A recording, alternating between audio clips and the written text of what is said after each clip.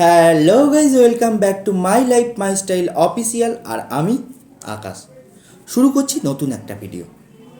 আজ হলো শনিবার, তো এখন সময় হলো সকাল 10টা। তো চলুন ভিডিওটা শুরু করা যাক। তো এখন ঘুম থেকে উঠে পড়েছি।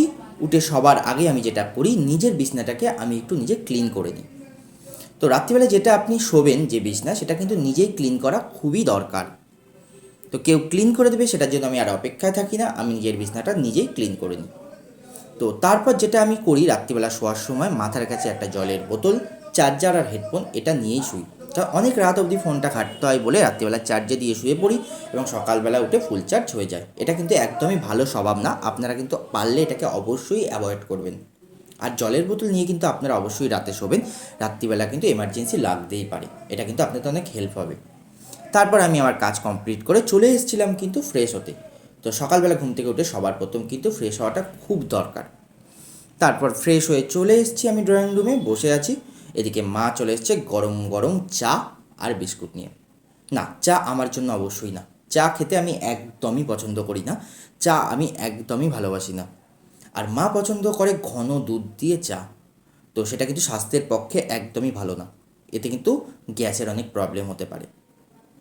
আর আমি কোনো সময়ই চা ভালোবাসি না, আমি কফিটা খুব ভালোবাসি।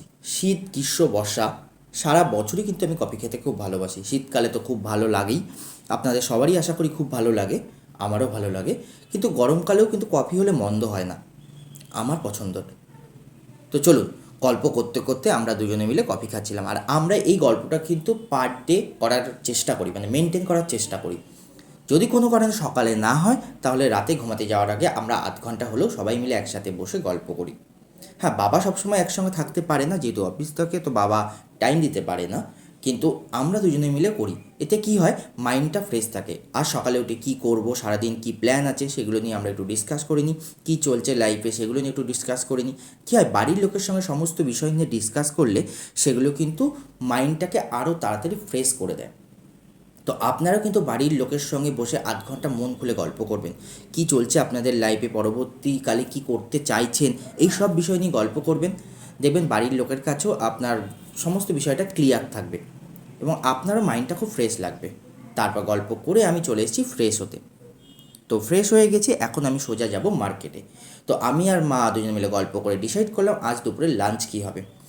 তো দুজনে মিলে ঠিক করে ফেললাম লাঞ্চের বিষয়টা।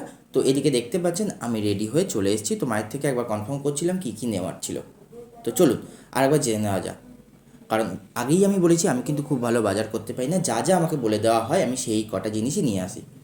তো আমি বেরিয়ে পড়েছি মার্কেটের উদ্দেশ্যে। তো দেখতেই পাচ্ছেন রাস্তাঘাট মোটামুটি খালি হয়ে গেছে, কারণ অনেকটা বেলা হয়ে গেছে, জানি না গিয়ে সমস্ত কিছু পাবো কি না। তো বাজারে পৌঁছে গেছি, গিয়ে দেখলাম বাজার চত্বরটা মোটামুটি পুরোটাই খালি আছে। মানে যে পরিমাণ সকালে ভিড় হয়, এখন কিন্তু মোটামুটি সবটাই খালি। তো চলুন ঘুরে ঘুরে দেখা যাক কী কী নেওয়ার ছিল, সব কিছু নিয়ে নেওয়া যাক। তো নিয়ে চলে এসেছি একদম সোজা বাড়িতে এবং রান্নাও শুরু হয়ে গেছে। তো কী ছিল আজকের আইটেমে, চিকেন। তো এখানে দেখতেই পাচ্ছেন চিকেন, ওখানে ছিল ডুমডুম করে আলু কাটা, এখানে ছিল পেঁয়াজ কুচি এবং তার সঙ্গে ছিল সমস্ত কিছু পেস্ট, যেমন জিরে, আদা, রসুন, আর তার সঙ্গে ছিল অল্প ধনে। এখানে ছিল টমেটো, এখানে ছিল নুন, হলুদ, কাশ্মীরি লঙ্কার গুঁড়ো, তার সঙ্গে গোটা জিরে, আর এখানে ছিল তেজপাতা।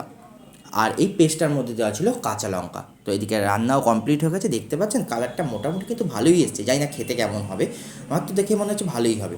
তো লাঞ্চ টাইমেও চলে এসেছি। তো আজকের লাঞ্চে ছিল ফ্রাইড রাইস আর চিকেন কষা, আর তার সঙ্গে ছিল টক দই, আর তার সঙ্গে ছিল এদিকে শশা। তো এটাই ছিল আজকে দুপুরের লাঞ্চ। চলো লাঞ্চটা কমপ্লিট করে নেওয়া যাক। খেতে কিন্তু অসাধারণ হয়েছিল। লাঞ্চ করে একটু রেস্ট নিয়ে নিয়েছিলাম, তারপর আমি বিকেলবেলা বেরিয়ে পড়েছিলাম। তো এখন কিন্তু যাচ্ছি না, এখন আমি বাড়ি ব্যাক করছি, এটা হলো রাতের টাইমে। তো যাওয়ার সময় আমি আর কোনো ফুটেজ তুলিনি। দেখতে পাচ্ছেন মেট্রোতে প্রচণ্ড পরিমাণে ভিড় হয়েছে, কত লোক নামছে দেখতেই পাচ্ছেন আশা করি। তারপর আমি আমার সারাদিনের কাজ কমপ্লিট করে চলে এসেছিলাম বাড়ি, ফ্রেশও হয়ে গেছি।